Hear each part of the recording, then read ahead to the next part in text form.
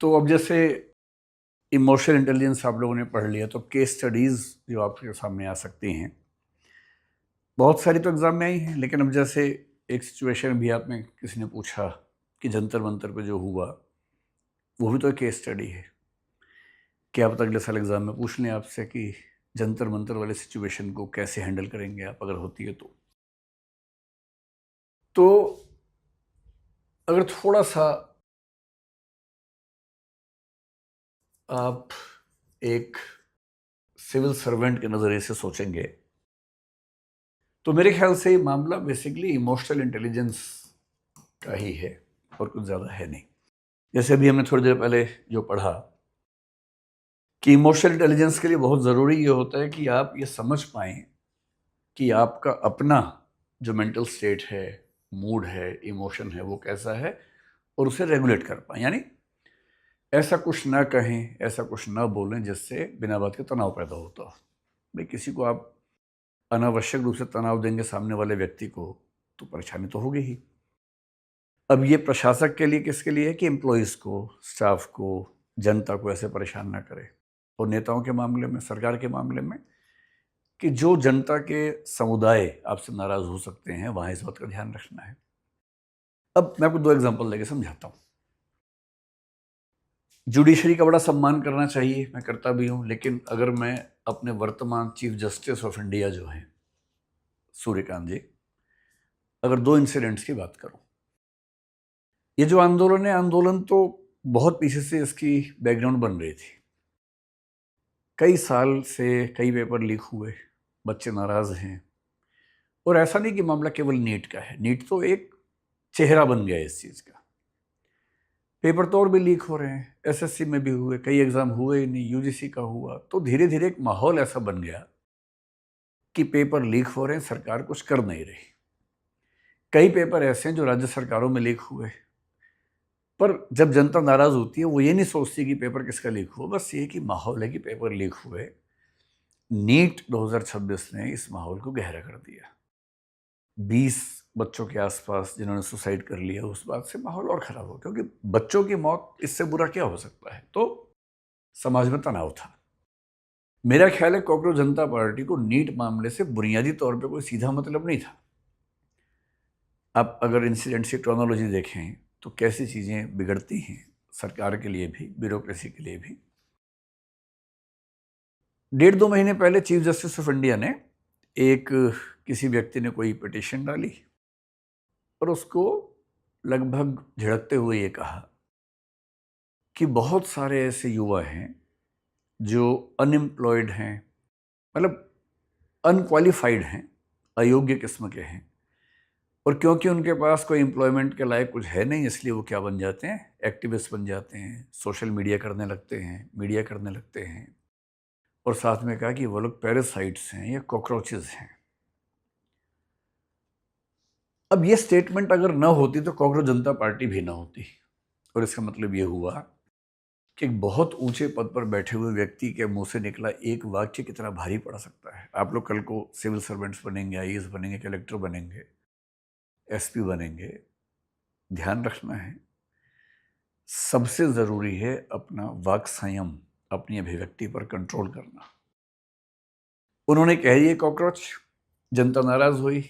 जेन जी में social media पर बहुत सारी चीज़ें चलने लगी कि कॉकरोच कहा, कॉकरोच कहा। उसके बाद कोई ये नहीं देखता कि एग्जैक्ट स्टेटमेंट क्या थी। यह भी ध्यान रखिएगा, आपने एग्जैक्टली क्या कहा कोई नहीं देखेगा, उसमें से केवल एक शब्द या आधा वाक्य निकलेगा। अगर आपने पूरी बात कुल मिला के ऐसी कही हो जो अपने आप में दिक्कत की नहीं है, तब भी अगर उसमें कोई हिस्सा है तो दिक्कत का हिस्सा बनेगा। वो बात फैल गई, पॉपुलर हो गई। और तब अचानक एक लड़के ने, अभिजीत दीपके ने, अमेरिका में कहा कि अगर ऐसा हो कि सब कॉकरोच इकट्ठे हो जाएं, पेज बनाया। जितनी कल्पना किसी ने नहीं की होगी, शायद कितने 2-2.25 करोड़ लोगों ने उसको फॉलो कर लिया। इतनी बड़ी पार्टी बन गई। जब इतनी बड़ी पार्टी बन गई तो उनको लगा क्यों ना हम एक आंदोलन करें। और पिछले 12 साल से सरकार है, कोई ऐसा बड़ा आंदोलन, किसान आंदोलन छोड़ दें अगर, तो सफल तो नहीं हुआ था। और बहुत दिनों से कसमसाहट लोगों में थी, मौका ढूंढ ही रहे थे। तो नीट का पेपर लीक होना, कुछ बच्चों का सुसाइड करना, एक ऐसा आधार मिल गया जिसने बहुत सारी बेचैनियों को इकट्ठा कर दिया। इसलिए अगर आप सोचते हैं कि जंतर मंतर पे केवल नीट वाले बच्चे आएंगे, ऐसा नहीं है। उसमें तो हर तरह के लोग आएंगे। इस आंदोलन के जो 3-4 नेता हैं उनमें से कौन नीट वाला है? कोई नहीं है। वो तो जो समाज में बहुत लोग अलग अलग वजहों से नाराज हैं, उन सबकी नाराजगी को एक मंच मिलने वाली बात है। और इसकी शुरुआत कहाँ से हो रही है? एक ऐसे कथन से जिससे बचा जा सकता था। मैं सोचता हूं कि अगर एक ऐसा कथन उनके देने से इतनी बड़ी पार्टी बन गई नाराजगी में, तो उन्हें बहुत केयरफुल हो जाना चाहिए था कि ऐसी गलती फिर ना हो। पर कल मैंने फिर एक स्टेटमेंट सुनी है कि जो जंतर मंतर पे पुलिस की हिंसा हुई और उसके बाद एक पिटीशन वहां पर हुई कि पुलिस को रोका जाए, उसकी जांच की जाए, ऐसी कुछ पिटीशन हुई। अब मान लीजिए कि सुप्रीम कोर्ट में चीफ जस्टिस की अपनी बेंच थी, 3 जजेस की शायद थी बेंच। मान लीजिए उनको यही कहना था कि भाई इस मामले को हाई कोर्ट में ले जाओ, सुप्रीम कोर्ट में मत लेके आओ। ठीक है, प्रोसीजरल ऐसा मामला हो सकता है कि इसको हम नहीं देखेंगे, हाई कोर्ट देखेगा, और हाई कोर्ट की बिल्डिंग में पड़ोस में ही वहीं चले जाओ। पर यह बात कहने के कई तरीके हो सकते थे। एक तरीका क्या हो सकता था कि your petition seems to be logical, आपकी बात ठीक लग रही है, लेकिन इसके लिए सही मंच जो है वो दिल्ली हाई कोर्ट है, न कि हम हैं। इतना कहने से शायद कोई नाराज ना होता, पर कथन क्या आया? डोंट वेस्ट आवर टाइम, हमारा समय मत खराब करो। बेशक पूरी स्टेटमेंट ये है कि don't waste your time, don't waste our time, your time is more precious than ours. पूरी स्टेटमेंट भले ये रही हो, पर ऐसे नाजुक मौके पे जब पूरा देश बेचैन है, जब मतलब बच्चों की पढ़ाई के विजुअल्स पूरे देश ने देखे हैं और देश के अंदर ही अंदर सरकार को लेकर, शासन को लेकर नाराजगी है, उस समय सीजीआई का फिर से कहना डोंट वेस्ट आवर टाइम, यानी बच्चों पर जो लाठीचार्ज हुआ, हिंसा हुई, उस पर बात करना, उसका वीडियो देखने की बात करना, वो आपको लगता है कि टाइम की वेस्टेज है? बेशक लगता हो, पर कहने का भाव क्या होना चाहिए था? सबसे अच्छा क्या होता कि आपको स्टेप लेते या स्टेप लेते हुए दिखते कि उन बच्चों को एक भरोसा जगता कि हाँ, अगर सरकार नहीं सुन रही है तो कम से कम सुप्रीम कोर्ट सुन रहा है। नहीं संभव था तो प्यार से बोलना था कि भाई हाई कोर्ट चले जाओ और वहां आपका जो भी पिटीशन है सुनवाई हो जाएगी। वो भी नहीं करना था तो कम से कम खराब तो नहीं बोलना था ना। ये बोलना कि डोंट वेस्ट आवर टाइम, इसका मतलब है कि आप जो पहले से नाराज है उसको और नाराज करने का मौका बना रहे हैं, परिस्थिति बना रहे हैं। तो ये इमोशनल इंटेलिजेंस की कमी का मामला है कि अपने इमोशंस को ठीक से न समझ पाना, ठीक से रेगुलेट ना कर पाना, ऐसी बात बोल देना जिस बात से इमोशनल रिएक्शन बहुत खराब हो सकती है। और सरकार के फ्रंट पे क्या है?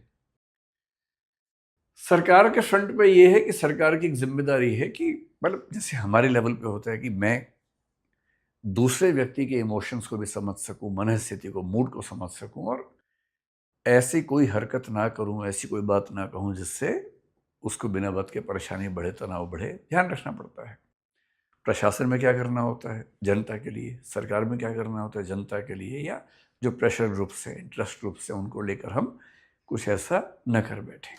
उनकी मनस्थिति को पहले ही समझ लें।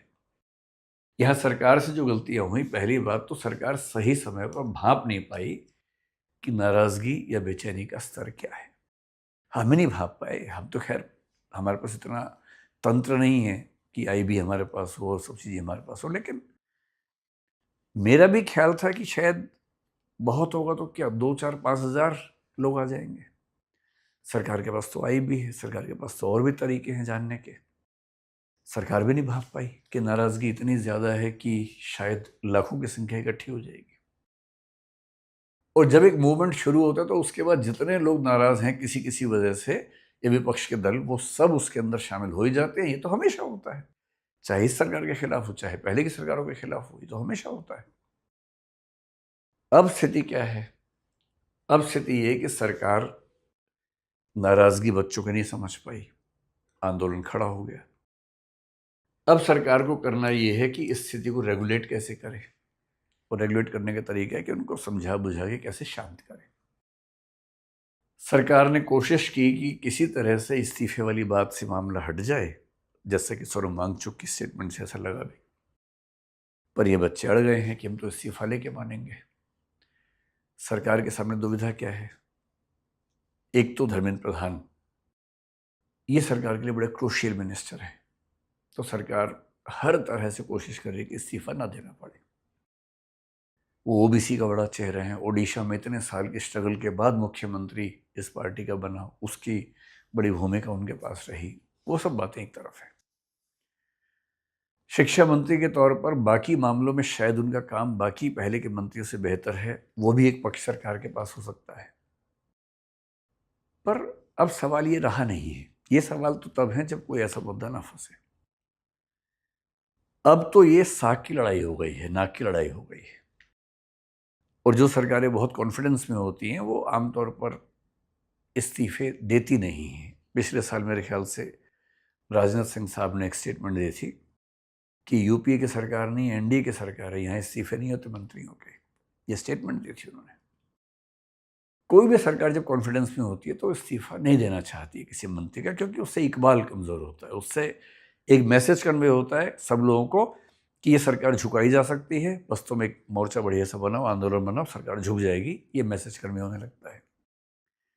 तो सरकार तो पूरी कोशिश करती है, करेगी कि इस्तीफा न हो। आंदोलन करने वाले इससे नीचे मानने को ही तैयार नहीं है। तो अब ये मामला नाक की लड़ाई जैसा, साग की लड़ाई जैसा है। अब इसमें होगा क्या, कहना बड़ा मुश्किल है क्या होगा।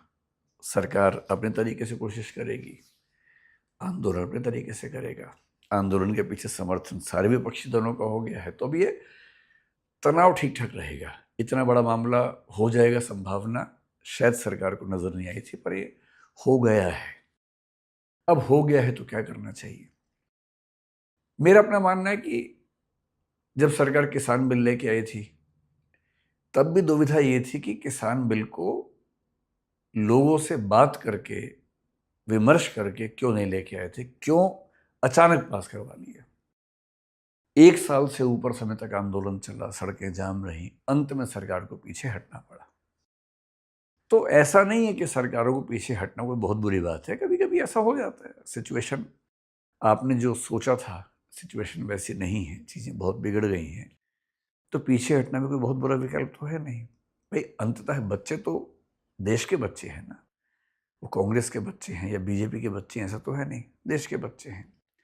और अगर बच्चों को ऐसा लगने लगा है कि एक सिंबॉलिक विक्ट्री के तौर पर हमें उस व्यक्ति का इस्तीफा चाहिए जो बेशक इस प्रोसेस में रोजमर्रा इन्वॉल्व नहीं था, पर जिसकी अकाउंटेबिलिटी बनती है अंतिम रूप से उस मिनिस्ट्री को संभालने की। मतलब मेरा ख्याल है कि अगर मैं उस जगह होता या कोई और व्यक्ति शायद होता तो इस्तीफा कोई मांगे इसकी जरूरत ही नहीं थी। ऐसी घटना 2-4 बार हो गई, इस्तीफा अपनी ओर से दे देना चाहिए। और पहले हमारे देश में ऐसी परंपरा नहीं है, बहुत लोगों ने इस्तीफे दिए हैं। रेल की एक दुर्घटना होती थी, रेल मंत्री का इस्तीफा होता था। हमने ऐसा, जब हम स्कूल कॉलेज में रहे, ऐसी कई घटनाएं हमने देखी हैं। तो अब सरकार क्या करेगी, देखिए ये सरकार की इमोशनल इंटेलिजेंस की एक परीक्षा है। और मेरा ख्याल है कि अगले 1 आध साल में ऐसा कोई प्रश्न केस स्टडी के चेहरे में थोड़ा घुमा फिरा के आपके सामने आएगा और अगले 8-10 दिन में शायद कोई फैसला निकले। लेकिन इमोशनल इंटेलिजेंस में एक फॉर्मूला ये भी होता है, बड़े युद्ध जीतने के लिए छोटी मोटी लड़ाइयाँ हार जाना ठीक रहता है। और यदि कोई छोटी मोटी लड़ाई इतनी बड़ी हो जाए कि उससे सब कुछ खत्म हो सकता हो, तो कभी कभी अपमान का घूंट पी के, या ये मान के कि अंततः बच्चे तो सारे देश के बच्चे हैं, एक आध स्टेप पीछे लेना कोई बहुत बुरी बात नहीं है। मेरी समझ में इससे देश के बच्चों के बीच में एक बड़ा अच्छा मैसेज भी जाएगा कि सरकार हमारी बात सुनती है, समझती है और समाधान करने में तत्पर रहती है। बाकी तो जो होगा सो होगा, आप भी देखेंगे, हम भी देखेंगे। और आप में से एक बच्चा पूछ रहा था कि सर हम आंदोलन में जाएं कि ना जाएं। भाई आप सबकी उम्र 18 साल से ज़्यादा है, अब छोटे बच्चे तो हैं नहीं। तो ये अपने विवेक से आपको तय करना है। अगर आपका ज़रा भी मन करता है तो जाइए, उस माहौल को देखिए। जब हम आपकी उम्र में थे तब मंडल कमीशन के खिलाफ आंदोलन हुआ था, हमने खूब पार्टिसिपेट किया था, बिना ये समझे कि मंडल कमीशन क्या होता है, समर्थन करना चाहिए नहीं करना चाहिए, पर हम गए थे, बड़ा मज़ा आया था उसमें। अगर आपका मन है तो कम से कम और देख के आइए कि माहौल कैसा होता है, कैसे वो बच्चे काम करते हैं। लेकिन एक्टिवली सपोर्ट करना है या नहीं, ये आपके विवेक का मामला है, अपनी सोच समझ का मामला है। आप जिम्मेदार हैं अपने हर फैसले के लिए, आप करें।